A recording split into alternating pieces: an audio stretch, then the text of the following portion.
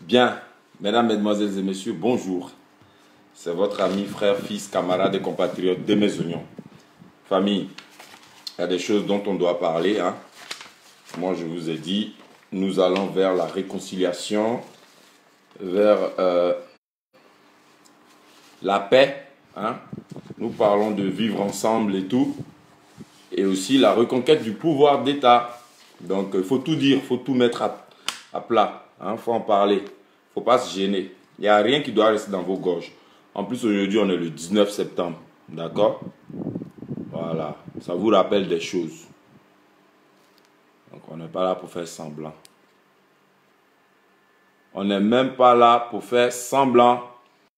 Voilà. Moi, de mes oignons, je fais semblant. Ça, faut que vous parlez ça. Il y a des trucs où on fait semblant, mais ce n'est pas dans les choses qu'on... Voilà. On casse pas la vérité. Aïe. C'est pour parler de ce que je vous ai marqué là au-dessus, famille. J'ai mis au-dessus, sous le président Laurent Gbagbo, il y avait deux camps au palais présidentiel. Et ça, il faut en parler. On s'en va vers la réconciliation. Non? Alors, donc si on s'en va vers la réconciliation, on doit tout mettre sur la table. D'accord? On doit tout dire. Il n'y a rien qui doit rester derrière. Tout, on dépose tout ici. Voilà, c'est pour ça. Donc, famille, c'est ça qui est là. Depuis quelques amis, je l'ai identifié. Maintenant, on continue. Voilà. Tac, je salue un peu Sa Majesté Nana Assoumou. Il a mis ses yeux quand il est en train de regarder en dindin, en croutali. Je te salue Nana Assoumou. C'est l'anniversaire de qui?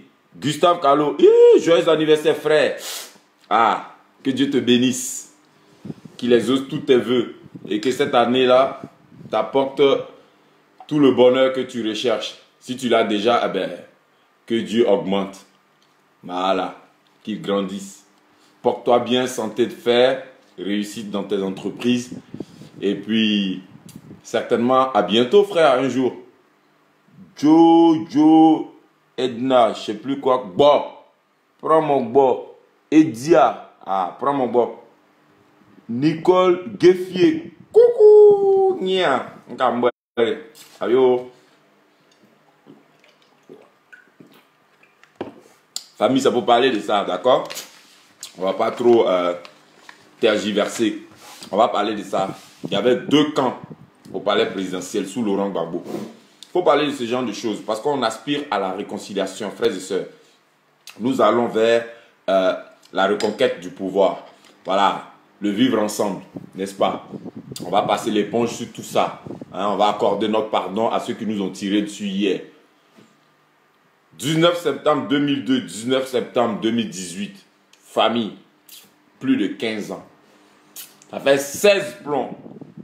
C'est un souvenir douloureux.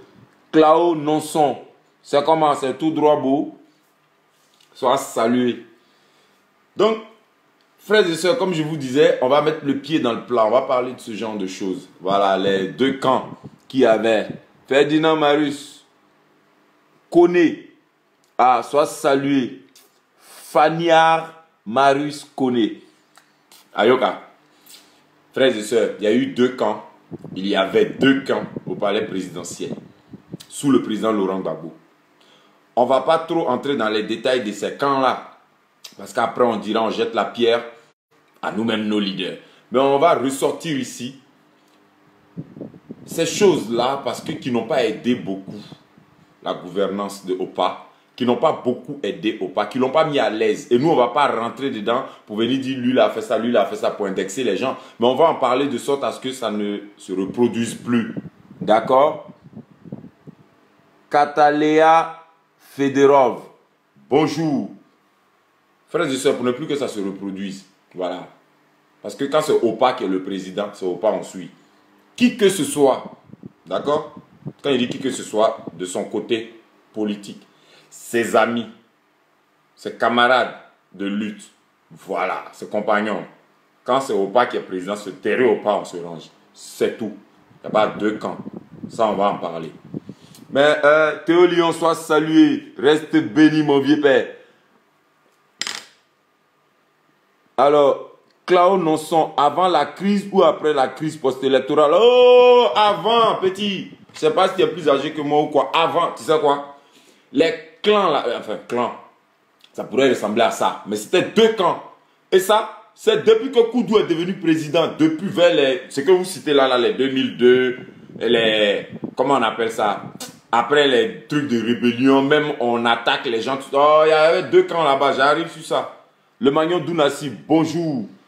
Par contre, il y a quelque chose que je voulais toucher du doigt avant de revenir sur les deux camps qu'il y avait au palais présidentiel sous notre président Gbagbo. Je voulais toucher quelque chose du doigt. Famille, je lis ici, je vois ici, j'écoute là, sur la toile des machins réseaux sociaux.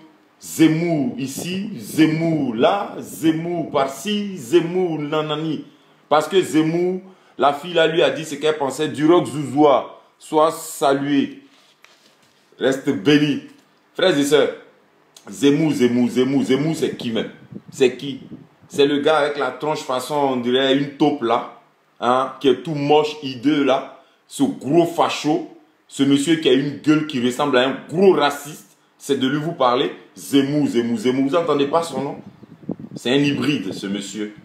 Il renie ses origines. Il est tout plein de haine. Il est chargé de mépris pour les Noirs, pour quelquefois même les Arabes et tout ça, pour les immigrés. Alors que lui-même, il est descendant d'immigrés. C'est un gros immigré. Regardez-le bien. La gueule qu'il a. Vous connaissez combien de Français? Bons Français qui aiment le pain, le vin, le raisin, bien dans leur basque, qui s'appelle Zemmour. Vous en connaissez combien? Vous avez des voisins dont les fils, les enfants s'appellent Zemmour? Il n'y en a pas. Il vient d'ailleurs. Ici, la France, ce n'est pas chez lui. Ils l'ont adopté lui-même. Il est peut-être né ici, mais c'est la petite chance qu'il a eue. Mais regardez sa gueule. Elle n'a rien d'une gueule de Français. Et écoutez ce qui sort de sa bouche. Ça n'a rien d'un Français bien éduqué, sophistiqué, qui a fait les bancs. Ça, c'est la gueule d'un facho qui a eu l'occasion de se frotter à la civilisation française et qui a bénéficié des avantages de la civilisation française. Aujourd'hui, il ne leur rend pas bien. Parce qu'il est invité sur des plateaux télé pour vomir sa haine. Voilà, pour déjecter des propos qui dressent les uns contre les autres. D'accord? Mais ce que je ne comprends pas, c'est que les plateaux de télé, j'ai l'impression que ceux qui l'invitent eux-mêmes partagent ses opinions, épousent ses points de vue. Parce que c'est des fachos comme lui, Zemmour. Voilà, c'est eux qui l'invitent sur leur plateau de télé. Sinon, ils n'ont qu'à inviter Dieudonné. Voilà. Ils n'ont qu'à inviter Dieudonné. Ils invitent Zemmour, ils invitent Dieudonné en face. Et s'il y a moyen même, ils mettent d'autres politologues pour débattre, pour discuter. Un trou de balle comme lui. Envoyez-lui ma vidéo là, je n'ai pas peur de lui. Et puis où on nous convoque, j'irai là-bas. Un trou de cul comme lui va... Africain là, il va lui dire Corinne, hein, elle pourrait s'appeler Corinne. Et c'est ça que je vois, je lis partout.